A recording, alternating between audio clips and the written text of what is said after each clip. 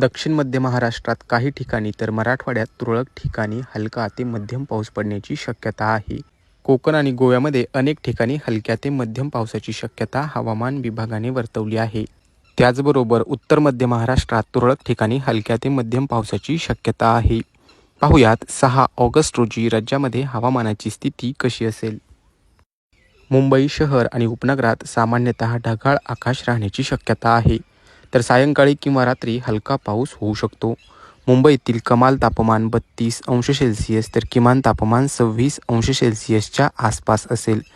दक्षिण कोकणात अनेक ठिकाणी हलका ते मध्यम पाऊस होण्याची शक्यता हवामान विभागाने वर्तवली आहे. सिंधुदुर्ग जिल्ह्याला हवामान विभागाने येलो अलर्ट जारी केला आहे.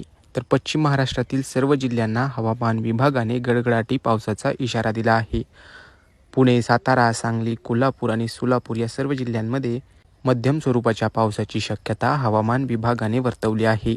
उत्तर मध्य महाराष्ट्रातील अहिल्यानगरला हवामान विभागाने येलो अलर्ट जारी केला आहे. तर नाशिक, धुळे, नंदुरबार, जळगाव इथेही तुरळक ठिकाणी हलक्या पावसाची शक्यता आहे.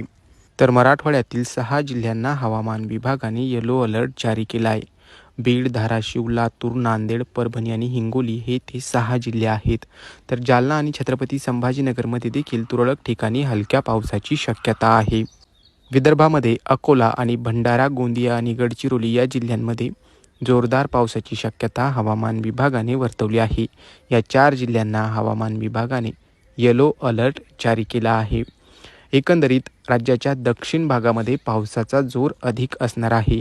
दक्षिण कोकण, दक्षिण मध्य महाराष्ट्र, मराठवाड्यातील दक्षिणेकडील जिल्हे आणि पूर्व विदर्भात पाऊस पडण्याची शक्यता हवामान विभागाच्या मुंबई वेधशाळेने वर्तवली आहे.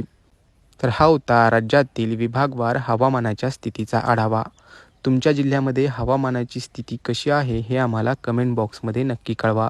हवामानाचे ताजे अंदाज दररोज पाहण्यासाठी पाहत रहा लोकल 18 मराठी.